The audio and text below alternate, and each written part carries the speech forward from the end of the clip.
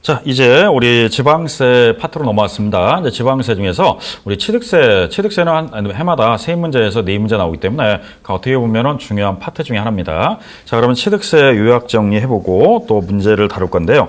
자, 우리 교재는 34페이지고요. 자, 제1장 취득세에 대한 거. 지금 우리가 배워야 될 게 취득세부터 앞으로 종합소득세까지 나올 건데 일단 취득세에 대해서 공부할 겁니다. 이번 시간은. 자, 그중에서 이제 취득세에 대한 특징을 한번 볼 건데 자, 취득세 거기다 보면 이런 표현이 나오네요.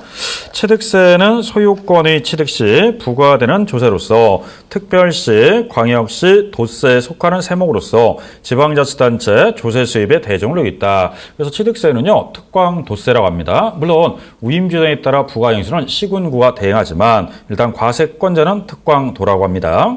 두 번째, 취득세는 부동산, 차량 등의 소유권이 이동하는 유통 과정에서 담세력이 노출되는 취득자에게 과세하는 것으로 경제적인 측면에서는 유통세에 속한다. 우리 유통세는 일명 거래세라고도 하고요. 유통세라고도 합니다. 즉, 여러분들이 취득이라는 단계에서 부과하는 세금이다. 이런 내용이고요. 세 번째, 취득세는 법률적인 측면에서는 무슨 세냐? 행위세에 속한다. 이런 나와 있습니다. 즉, 취득이라는 법률 행위에 대해서 담세력을 포착하는 조세라고 할 수 있다. 그래서 일명 취득세는 행위세 이렇게 나옵니다. 그러면 어떤 행위를 했을 때 과세한다? 취득이라는 법률 행위를 했을 때 과세합니다. 자, 그래서 취득세에 대한 개념, 특징을 조금 살펴봤는데 이러한 내용이 우리 취득세에 대한 개념이고요. 왼쪽에 보면 취득세의 특징 11가지로 분석했는데 앞으로 배워야 될 용어니까요. 나중에 한번 참고해서 쭉 읽어보시면 됩니다. 자, 그 다음에 이제 취득에 대한 의의와 구분 나와 있는데 의의는 여러분들이 따로 숙지 안 해도 돼요. 구분할 줄 알면 의의는 자동적으로 이해되기 때문에 구분에 대해서 살펴보도록 하겠습니다. 자, 우리 취득에 대한 구분 한번 정리해 볼까요?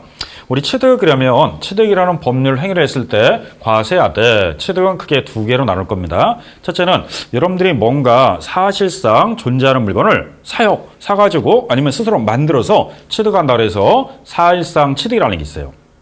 또 하나는 실제는 취득한 건 아닌데 여러분들이 가지고 있어요. 어떠한 재산을 갖고 있다가 스스로 변화를 줘서 경제적 가치가 증가하면 그것도 취득으로 의제한다. 그래서 의제 취득이다 이렇게 표현합니다. 현재 지방세법상 취득은요. 사실상 취득이든 의제 취득이든 취득으로 보기 때문에 둘 다 취득의 형태에 들어간다 이렇게 나와 있습니다. 그리고 사실상 취득이든 의제 취득은요. 등기 유무, 허가 의무 따지지 않고 사실주의, 실질과세 원칙에 따라 부과하기 때문에 실질과세 원칙이다. 앞으로 미등기 건물 토지든 무허가든 사실상 취득하면 과세한다 이렇게 나와 있습니다. 그래서 사실상 취득에 대해서 부과한다 이렇게 나와 있고요. 사실상 취득은요. 다시 두 개로 나눌 거예요. 하나는 처음에 없던 걸 우리가 스스로 만드는 거. 그걸 무슨 취득이라고 할까요? 그렇죠. 원시취득입니다. 처음 취득하는 우리는 원시취득이다 이렇게 표현합니다. 기존에 존재하는 거를 넘겨받아 취득하면 무슨 취득?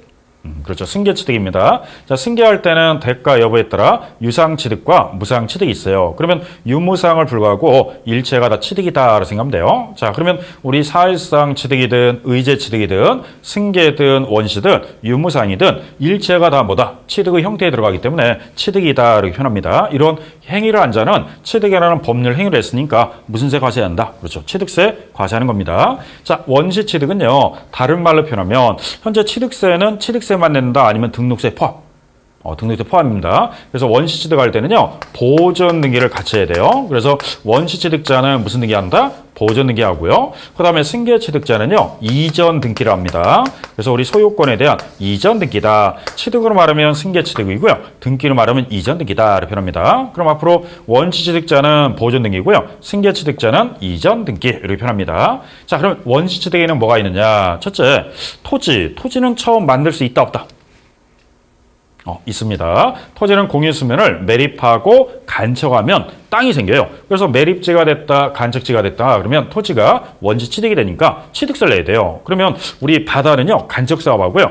호수나 저수지는 물 빼가지고 흙을 덮어버려가지고 거기다 매립시켜가지고 땅을 만들어버립니다. 자, 참고로 2015년 작년 한 해요. 우리나라 땅의 면적이 얼마나 늘어났느냐? 여의도 면적이 6배 늘어났어요. 왜 여의도 면적이 6배 늘어났냐? 매립 간척을 했기 때문에. 지금도 서해안은요 계속 매립해 나가고 있습니다. 그래서 우리나라 지형이 똑같을 수가 없어요. 매년 조금씩 매립 간척해서 땅의 형태가 좀 달라져요. 그래서 매립 간척하면 원시 취득이니까 취득세 내라. 매립 간척하면요 2.8% 냅니다. 그래서 나중에 우리 세율 배울 때 2.8% 이 숫자 같은 거 좀 암기해야 돼요. 자, 그러면 매립 간척은 처음 취득하는 거니까 2.8. 건축물에 대해서는요, 건축이라고 해서 신축과 재축. 우리 신축은 처음 만드는 거, 재축은 천재지변 나서 기존 건물이 붕괴된 걸 동일 규모로 축조하는 거를 재축이라고 그래요. 신축과 재축은 취득 구분상 원시 취득이고요. 요거는 뭐 우리가 꼭 정확하게 구분하지 않아도 신축과 재축이다. 이렇게 생각하면 됩니다. 자, 그러면 토지 건물은요, 한마디로 뭐라고 하냐? 부동산이라고 그래요. 자, 부동산은요, 처음 만든다. 이게 매립관측한다. 토지는 건물은 신축한다, 재축한다. 이런 표현을 우리는 취득 구분상 원시 취득이다. 이렇게 표현합니다. 자, 그 다음에 또 뭐가 있냐? 차량, 기계장비, 항공기는요, 제조하고 조립한다고 그러고요. 선박은 조선소에서 뭐죠? 건조시킵니다. 그래서 차량, 기계장비, 선박, 항공기 이 네 가지는요, 동산이라고 하고요. 이 동산에 대해서는 처음 만드는 거를 제조, 조립, 건조라고 그래요. 그러면 선박을 건조시켰다, 차량을 제조, 조립했다 이러면 취득 구분상 우리는 원시 취득이라고 그래요. 다만 원시 취득할 때 주의할 점, 차량, 기계장비, 선박, 항공기는 원시 취득에 대해서는 과세를 제외한다. 이렇게 나옵니다. 과세를 제외한다는 거는 원시 취득은 과세하지 않겠다 이 뜻이죠. 그래서 우리 18회 때 한번 나왔던 게 이 문장이었습니다. 차량, 기계장비, 선박, 항공기는 원시 취득에 한해서 과세한다. 이거 틀렸어요. 오히려 원시 취득일 때는 과세하지 않는다. 이렇게 나와 있습니다. 최근에 18회 때, 20회 때 나왔는데 어쨌든 요거는 원시 취득은 과세 제외. 요거 생각하셔야 돼요. 과세하는 거 아니다 이 뜻입니다. 자, 그래서 여기 나와 있는 취득에 대한 구분 중 원시 취득은 제외한다. 이렇게 나와 있고요. 자, 그다음에 우리 광물에 대한 권리는 뭐라고 그러죠? 광어권, 어장에 대한 권리가 어업권인데 광어권은 땅 속의 광물에 대한 권리자고요. 어업권은 어장에 대한 권리인데 광어권, 어업권은요. 처음 초기 비용이 많이 들어가요, 적게 들어가요.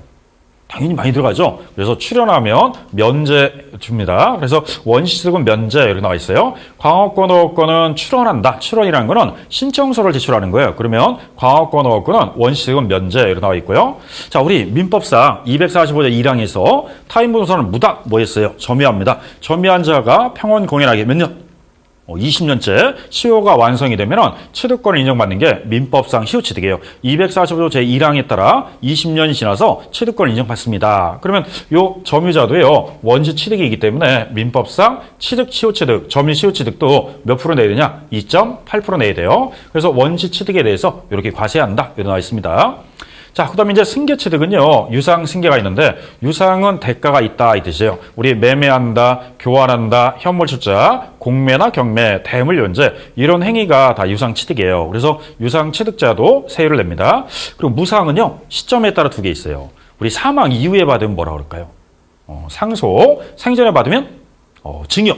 종교단체, 학교단체는 뭐 받는다 그러죠? 기부. 이렇게 나옵니다. 상속, 증여, 기부 받았다. 이런 말 써요. 자, 그럼 이거에 따라서 세금이 다 틀려요. 자, 좀 아까, 원시 취득자는 2.8이라고 그랬어요. 참고로 유상으로 취득하면요. 유상으로 취득했다. 매매했던 공매나 경매를 취득하면 토지 건물은 4%라고 그래요. 우리 전에 숫자, 세율 암기할 때 4% 꼭 암기하셔야 됩니다. 4%였고요. 그다음에 농지를 취득할 때는 3%. 토지 건물은 4%라고 하고요. 농지는 좀 싸게 주자. 3%입니다.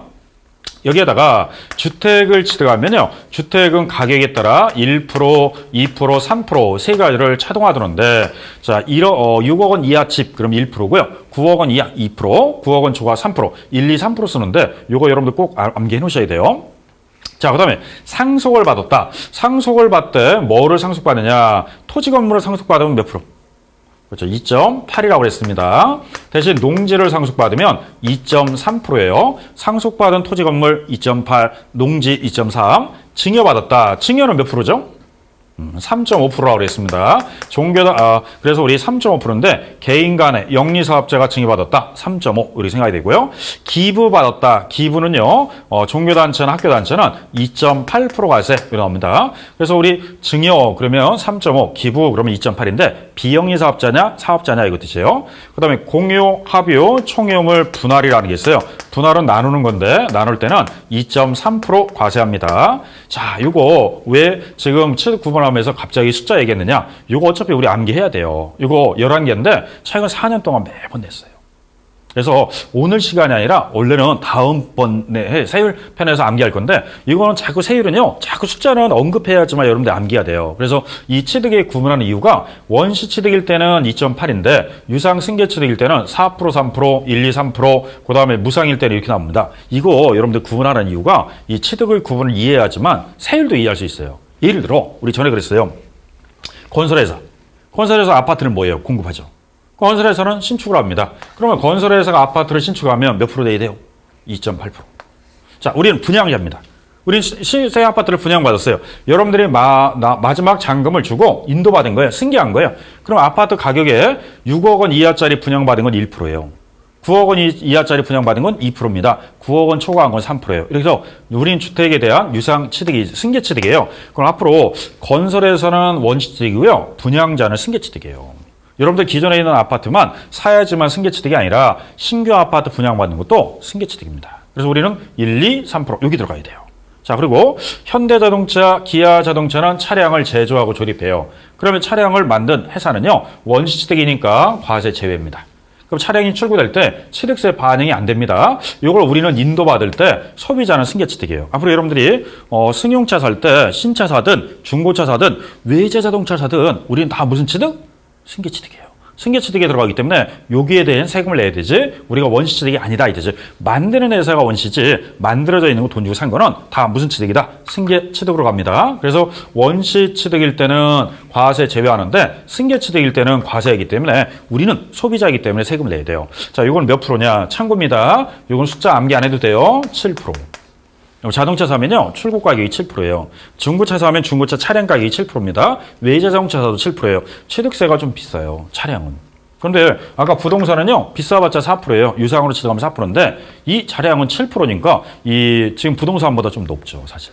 자, 그래서 7% 이렇게 나와 있습니다. 자, 요 숫자는 암기할 필요는 없습니다. 요거는 우리 시험에 나오진 않아요. 그냥 참고 나중에 자동차 사시면 7% 준비해야 되겠구나 이렇게 생각하시면 돼요. 그럼 원시 승계에 대한 유무상에 대해서 구분해 왔고요. 자, 의제 취득 갑니다. 자, 의제 취득일 때는 첫째 토지는 지목 변경이라고 그래요. 가액이 증가하면 과세한다. 오히려 감소하면 취득 아닙니다. 가액이 뭐 했을 때? 증가할 때. 그 토지 지목 변경은 가액의 증가 이렇게 표현해요. 그래서 이것도 원시 취득이다, 의제 취득이다 표현합니다. 자, 다음은 건축물은요. 건축이라고 해서 신축과 재축을 제외한, 왜 신축과 재축을 제외했느냐? 신축과 재축은 원시고 나머지 증축한다, 개축한다, 이전. 원래 건축 용어가 5개 있는데 신축과 재축은 원시로 가고요. 증축한다, 개축한다, 이전이라는 게 있어요. 이 3가지는요. 여기에 들어오기 때문에 의제 취득이에요. 여러분들이 증축하면 건물 전체에 대해서 내야 돼요. 아니면 증가 부분. 당연히 증가 부분이고요. 신축하면 건물 전체에 내죠. 만약에 10층짜리 건물을 상가 건물을 신축했다. 그럼 10층짜리 전부에 대해서 내야 되고 10층을 했는데 20년 지나서 한 층 부분을 늘렸다. 그럼 한 층 부분에 대해서는 취득을 의지하니까 증축한 만큼 취득세 또 내야 돼요. 그 다음에 개수는 대수원 플러스 시설물 설치했다. 이때도 취득세 과세하고요. 그 다음에 차량, 기계장비, 선박 이 3가지는요. 종류 변경이라고 해요. 내용물을 바꿔주는 거예요. 그래서 가액이 증가하면 이것도 취득으로 봅니다. 자, 그 다음에 우리 주주 중에서 누구 있다? 가점주주. 가점주주는 몇 프로 초과? 50% 초과죠. 50% 초과하는 주주를 우리는 과점주주라 하고 과점주주에서는 과세하되 이때 법인 설립 시에는 제외한다 이렇게 나와 있습니다. 법인 설립 이후에 과점주주가 되면 과세가 되는데 법인 설립 시에는 과세에서 제외한다 이렇게 나와 있어요. 그래서 취득에 대한 구분 요거 여러분들이 신경 써서 구분하셔야 돼요. 이거 아무래도 우리 세법에서는 중요한 것 중에 하나입니다. 일단 취득세를 이해하려면요. 이 취득의 구분을 알아야 돼요. 그리고 이게 시험에 일단 자주 안 나오더라도 개념이 가장 중요한 것 중에 하나입니다. 그래서 우리 교재 35페이지에 보면 왼쪽에 취득에 대한 구분 그래서 지금 여기 나와 있는 칠판에 나와 있는 걸 정리하는 그림이고요. 자, 다시 올라가서 34페이지 봅니다. 34페이지 보면 1번 취득의 범위 나와 있는데 첫째, 지방세법에서 규정하는 취득이라면 매매, 교환, 상속, 증여, 기부, 법인에 대한 현물 출자, 건축, 가로 열고 신축 및 재축, 공유수면 매립, 간척에 의한 토지 조성 등과 기타 이와 유사한 취득으로서 원시, 승계 또는 유무상의 모든 취득을 말한다. 자, 1번이 말한 거는요. 사실상 취득을 말한 거예요. 전체 사실상 취득은 원시가 됐든 승계가 됐든 유무상이 됐든 일체가 취득이다. 사실상 취득을 말한 거고요. 두 번째, 소유권의 이전이나 건축에 의하여 취득하는 것이 아니라 하더라도 토지 지목 변경, 건축, 차량 계획 및 선박의 종류 변경, 과점주주의 주식 취득 등도 취득으로 뭐해서 의제해서 취득으로 본다. 이렇게 변화를 줘서 가치가 증가하면 취득으로 의제하겠다 이 뜻이에요. 그러면 사실상 취득이든 의제 취득이든 취득의 형태에 들어가기 때문에 취득에 대한 개념에 다 들어갑니다. 그래서 취득에 대한 범위를 정해봤고요. 양갈로 2번은 실질주의, 사실주의니까 등기 의무, 허가 의무 따지지 않고 사실에 입각해서 과세한다. 이렇게 나와 있습니다. 자, 그 다음 밑에 보면 취득의 구분. 첫째, 원시 취득. 원시 취득에는 공유수면 매립 간척한다. 그 다음에 건축한다. 뭐 제조, 조립, 건조한다. 그런 말 나오는데 그건 다 설명드린 거고요. 자, 승계 취득. 우리 승계 취득 그러면 유상 승계 취득과 무상이 있습니다. 매매한다, 교환한다, 현물 출자 이런 건 유상이고요. 상속과 증여 기부는 무상 취득입니다. 그래서 증여받는다, 기부받는다 한번 쭉 읽어보시면 돼요. 다 용어는 여러분들이 다 기본서, 기초서 다 했기 때문에 뜻은 알 겁니다. 자, 세 번째 의제 취득, 간주 취득이라고 하는데 표현은 이겁니다. 일반적인 취득은 아니지만 과세 대상 물건이 경제적 가치 등을 증가시키거나 지배권 등을 확보하는 행위를 의제 또는 간주 취득이라며 취득세가 과세되는 의제 취득은 다음과 같다. 첫째, 토지의 무슨 변경? 지목 변경이라고 합니다. 아까 지목 변경은 가액이 증가한 만큼 취득으로 의제한다. 건축물에 대한 개수한다. 차량 기계 선박의 종류 변경이다. 가액이 증가다. 다 취득으로 의제합니다. 의제한다는 것은 실제는 취득한 게 아니라 변화를 줘서 가치가 증가한 만큼 취득으로 보겠다 이 뜻이에요. 과점주주의 주식 취득 등도 취득으로 본다 이렇게 나와 있고요.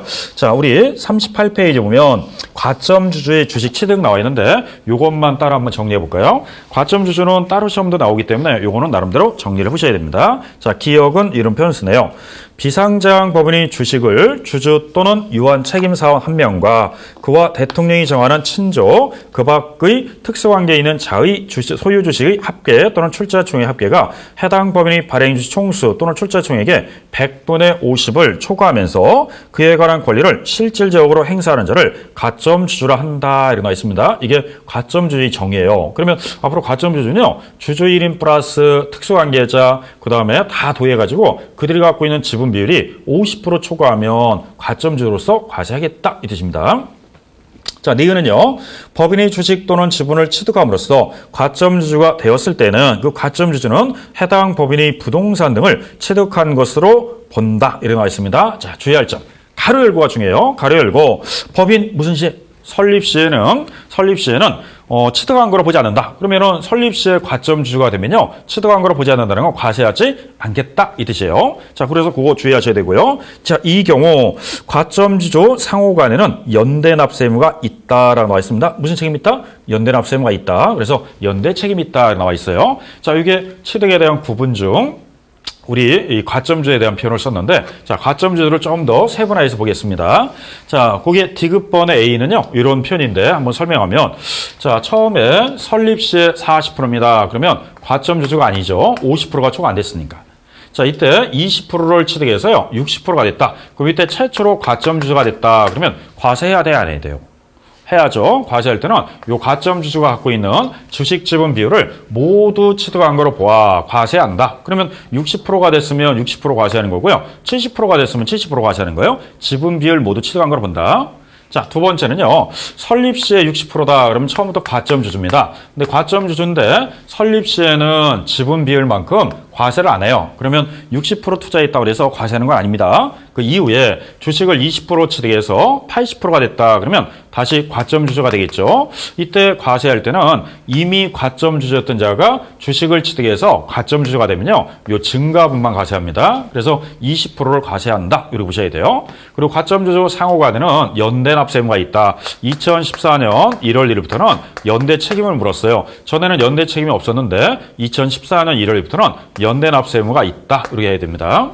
자, 다음 우리 과점주주 지분중과인데 지금 현재 60%라고 합시다. 그럼 과점주주입니다. 자, 그럼 60% 갖고 있다가요. 주식을 20% 추가 취득했습니다. 그러면 80%가 되겠죠. 그리고 이때 과점주가 됐으니까 요 20%에 대해서 과세합니다. 그럼 이때 80% 과세가 아니라 20% 추가한 만큼 과세하는데 이미 과점주였다가 또다시 과점주가 됐으니까 이때 80% 과세한다. 자, 15%를 양도했네요. 그래서 65%가 됐습니다. 이때도 과점주가 되는데 요 지분 비율보다는 감소했으니까 과세를 안 하고요. 요거보다 감소되면 과세가 아니고 늘어나면 과세가 합니다. 그리고 다시 10%를 취득해서 70%가 됐다. 다시 과점주주가 됐는데 요거보다는 비율이 10%가 늘어났는데 이때 과점주에서 주의할 점은요. 요거부터 소급해서 이전에 과점주주가 갖고 있는 최대 지분 비율보다 증가된 부분이 있으면 과세하고 증가되지 않으면 과세를 안 해요. 그러면 여기서 80%인데 여기 나오는 건 75%뿐이 안 되니까 이때는 과세 대상이 없습니다. 과세 없다는 이유가 과세 안 한다 이 뜻이에요. 왜냐? 요 지분 비율로 증가되지 않았기 때문에 과세할 수가 없다 이런 뜻이에요. 자, 그래서 요 말이 과세 없음 이렇게 나와 있고요. 자, 다시 과점주주가 된 경우인데 만약에 60%가 과점주주니까 이게 과세가 됐습니다. 그랬다가 이번에 30%를 양도했어요. 그래서 30% 남았다. 과점주주가 아니겠죠. 주식 비율이 50% 미만이니까. 그랬다가 다시 주식을 40% 취득하는 바람에 다시 과점주주가 됐습니다. 그러면 이제 이때 과점주주가 되되 그 이전에 갖고 있던 과점주가 갖고 있는 주식 지분 비율보다 초과된 부분이 있으면 과세가 되고요. 그렇지 않으면 과세가 안 되는데 전에 갖고 있던 지분 비율 최대 비율이 60%라면 이때 과세되는 건 얼마냐? 10%가 과세됩니다. 자, 이렇게 해서 위에 2번과 3항은 다 같은 조건을 다는데 이전에 갖고 있는 지분 비율보다 증가되면 과세하고요. 증가가 없으면 과세가 없습니다. 이렇게 2번하고 3번 차이예요. 자, 이 과점주주는요. 이론으로도 정리해 봐야 되고요. 계산 때문에 요거 20회 때 계산 문제로 나왔었어요. 그래서 계산법도 알고 있어야 됩니다. 자, 그럼 이 과점주주는 이따 문제 풀면서 실제 계산도 해보도록 하겠습니다. 자, 그럼 이제 최초 과점주주에 대한 내용 이렇게 한번 우리 정리해봤고요. 자, 다음. 이제 교재 보면은요, 나머지 내용이 쭉 나와 있는데, 요거 여러분들이 한번 정리해 보십시오. 자, 그리고 이제 우리 교재 40페이지까지 해서 이렇게 나와 있습니다. 40페이지 보면은 이제 형식상 취득이라고 하는데, 형식상 취득은 한 번도 시험에 나온 적은 없고요. 이런 형태가 현재 형식상 취득이다. 이렇게 알면 돼요. 그리고 요걸 여러분들이 따라 공부할 건 아니고요. 명의신탁에 대한 취득, 양도담보, 공유권 분할에 대한 취득, 재산 분할 청구권에 의한 이혼에 따른 재산 분할, 요것도 형식상, 등기부상에서 소유권이 왔다 갔다 하니까 이것도 취득으로 본다 이렇게 나와 있습니다. 그래서 거기 나오는 형식상 취득은 이런 표현이네요. 형식상 취득이란 대내적인 재산의 유통은 되지 않고 대외적으로 등기와 같은 형식을 통하여 소유권이 유통되는 취득을 말하며 명의신탁과 양도담보 등이 이에 해당되며 취득세가 과세된다 이렇게 나와 있습니다. 그러면 형식상 취득도 취득세를 과세하겠다 이 뜻이에요. 이렇게 사실상 취득뿐만 아니라 형식상 취득도 과세 이렇게 나옵니다. 자, 40페이지까지 해서 우리 취득에 대한 구분해 봤고요. 1절. 다음 2절에 가면 취득세 과세 대상 나와 있는데 취득세 과세 대상은요. 우리 시험에 17회 때 한번 나왔고 작년 26회 때 나왔는데 자주 나오는 파트는 아니고요. 어쩌다 한 번씩 나옵니다. 그래서 이거는 내용만 정리하고 끝날 건데 자, 일단 취득세 과세 대상은 열거주예요. 열거주는 법에 정한 것만 과세한다 이 뜻이에요. 자, 테마식으로 5개를 나누겠습니다. 첫째, 우리 어떤 물건 취득하면 경험상 취득세 내봤어요. 부동산이죠. 대표적으로 부동산, 토지 건물을 취득하면 여러분 취득세 냅니다. 자, 토지 건물, 여기에는 시설물 포함이라 그래서 이 시설물에는 나중에 뭐 여러 가지 건물에 부착되는 시설물이든 아니면 토지에 정착하는 시설물이든 시설물까지 다 포함해서 건축물 이렇게 표현합니다. 자, 그 다음에 우리 움직이는 걸 뭐라고 할까요? 일명 동산. 동산에는요, 차량, 기계장비, 선박, 항공기가 있는데 요 네 가지도 취득하면 과세가 됩니다. 차량, 기계장비, 선박, 항공기도 취득세 과세한다. 이렇게 나와 있고요. 다만 아까 원시 취득은 과세에서 제외했다. 이렇게 나와 있습니다. 자, 다음에 우리 임목이라고 해서 지상의 과수 임목과 중목을 말하고요. 이 임목은 벌채한 원목이 아니라 정원수, 생립 같은 거 말해요. 그래서 임목은 실제 과수 임목과 중목을 말한다. 벌채한 원목이라든지 묘목은 대상이 아닙니다. 자, 그리고 우리 권리 중에는요. 광물에 대한 권리가 뭐죠? 광어권, 어장에 대한 권리가 어업권인데 광어권, 어업권도요. 과세해야 돼. 아까 출연하면 초기 비용 많이 들어가니까 원시득은 면제 이렇게 나와 있습니다.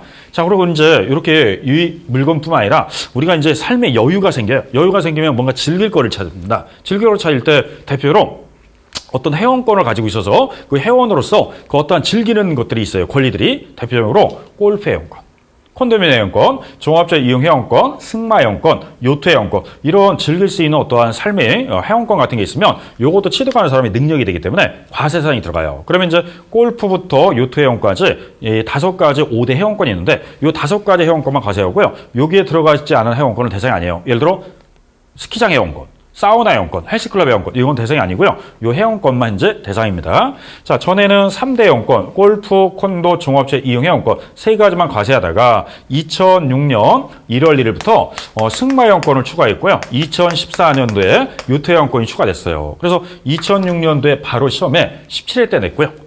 그 다음에 요트 회원권은 시험에 따로 내진 않았는데 2014년도에 신설을 냈지만 26회 때 비슷하게 문제를 냈습니다. 어쨌든 요게 과세 대상이 한번 신설되고 새로 생길 때마다 시험을 한 번씩 내는데 어쨌든 요게 최근에 나왔기 때문에 참고하시면 돼요. 자, 그리고 우리 토지 건축물은 부동산 얘기했죠. 그 다음에 차량 계획을 선박 항공기하고 임목을요 부동산에 준한다 그래서 일명 준부동산 또는 부동산에 준한다 이렇게 표현합니다.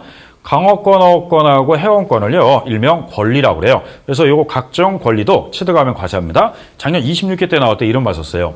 자, 취득세 과세형은 부동산, 부동산에 준한 거, 어업권 제외, 각종 권리를 취득하면 과세한다. 문제가 틀렸습니다. 왜? 어업권도 포함이지 어업권 제외 그러면 안 돼요. 자, 그래서 이게 현재 취득세 과세 대상 이렇게 생각하시면 돼요. 이런 걸 취득하면요 무슨 세 내야 된다? 취득세 내야 됩니다. 그래서 취득세를 과세할 때는 이런 물건 갖고 현재 취득세를 과세하고 있다 이렇게 생각하면 돼요. 자, 그럼 거기 나와 있는 취득세 과세 대상까지 해서 우리 정리해 볼 건데 41페이지에 그림이 나와 있고요. 오른쪽 부동산, 토지 건축물 나와 있고요. 그 다음에 이제 건축물, 토지 2가지 나와 있는데 요거는 우리가 토지나 건축물, 이거는 공간정보 구축 및 관리 등이란 법률에 따라 토지 지목 28개 있다 생각하면 되고요.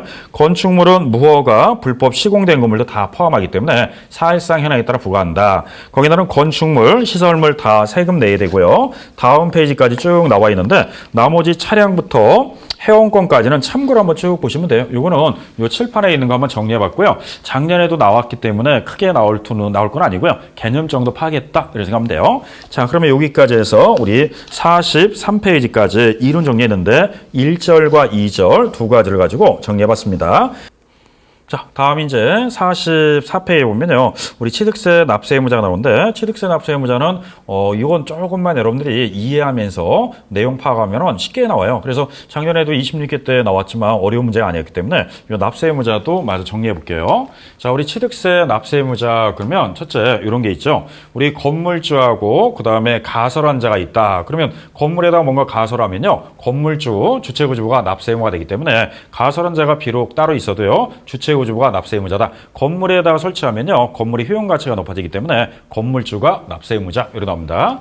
자, 그리고 소유자는 외국인이고요. 국내에다 수입하기 위해서 수입업자가 있다. 그러면 직접 사용하거나 제3자에게 대여하기 위해서 임차인이 따로 있어도요. 수입업자가 수입을 하게 되면 납세 의무가 됩니다. 그래서 수입업자한테 부과하는 거지 외국인 소유자한테 내라 그러면 현실적으로 내질 않아요. 그렇기 때문에 수입업자가 납세 의무가 되고요. 임차인은 따로 있어도 납세 의무가 되지 않습니다. 자, 그리고 우리 재건축을 하게 되면요. 조합이 건설회사로부터 나중에 받았을 때 조합하고 조합원은 동일체로 보기 때문에 조합이 조합원에게 일체로 다 취득하니까 조합원은 조합원 각자가 납세 의무가 되고 비조합원은요. 이때 일반 분양분에 대해서는 주택조합이 납세 의무가 되기 때문에 이 2가지 차이를 잘 이해하시면 돼요. 다시 한번 정의하면 나중에 재건축이 되면 조합원과 조합원 동일체가 되기 때문에 누가 전체에 납세 의무가 된다? 조합원 각자가 납세 의무가 되고 그 다음에 나머지 일반 분양분에 대해서는 조합이 납세 의무가 된다. 이렇게 나와 있습니다. 자, 대표적으로 3가지를 한번 정리해봤는데 이거를 취득세 납세 의무로 정리하면 이렇게 나와 있죠. 과세 물건을 사실상 취득한 자, 소유자 또는 양수인은 납세 의무가 되기 때문에 사실상 취득한 자, 이게 납세 의무자가 됩니다. 자, 그리고 주체구주부와 취득자 외의자가 가설했다. 좀 아까 건물주와요. 건물 내부에다가 뭔가 가설한 자가 있으면 누구를 납세 의무자라고 그러냐? 주체구주부, 취득자 이렇게 나와 있습니다. 자, 3번째는요. 차량 기계장비 선박 종류를 변경하거나 토지 지목을 변경함으로써 그 가액이 증가했다. 이렇게 나오면요. 우리 변경 시점의 소유자로 해서 뭔가 변화를 준 사람도 자산 가치가 증가한 만큼 취득으로 본다. 이렇게 나와 있습니다. 그리고 외국인 소유자는 외국인인데 국내 대여하기 위해서 직접 사용하거나 국내 대여하기 위해서 임차했다는 건 빌려온 겁니다. 그럼 방금 수입한 자도 납세 의무자라고 했고요. 상속을 받으면 상속인 각자가 납세 의무자고 상속인 상호간은 연대 납세 의무가 있어요. 그래서 상속인 이렇게 표현합니다. 그리고 주택을 재건축하면 재건축 조합이 해당 조합원용으로 취득했다. 그러면 조합원 각자가 납세 의무가 되고요. 다만 조합원에게 기속되지 않는 부동산, 일명 비조합원, 일반 분양분은 주택조합이 납세 의무가 되기 때문에 조합원은 조합원 목만 책임지고요. 일반 조합분은 조합원이 책임져야 되기 때문에 조합 단체가 납세 의무가 있다. 이렇게 나와 있습니다. 그리고 법인이 주식 또는 지분을 취득함으로써 과점주가 된 경우에는 이때 과점주주가 납세 의무가 되는데 법인 설립 시에는 제외한다. 이렇게 나와 있습니다. 아까 우리 법인 설립 이후에는 과점주가 되면 과세하는데 법인 설립 시에 과점주는 과세하지 않는다. 이렇게 나와 있고요. 채권자 대위등기라고 해서 채권자가 일체의 대위등기하면 채무자인 소유자가 납세 의무자지 채권자가 대위등기했다고 해서 채권자가 납세 의무가 있는 건 아니다. 이렇게 나와 있습니다. 그래서 취득세 납세 의무자가 이렇게 정리되어 있는데 요거는 여러분들이 조금 지문을 읽고 해석하면 돼요. 이따 문제 풀거나 보면 문제를 몇 번 풀다 보면 다 이해할 수 있는 거예요. 그래서 오히려 작년에도 26회 때도 나왔지만 올해 또 나왔으면 좋겠어요. 자, 그리고 이런 문제가 또 나왔었죠. 25회 때.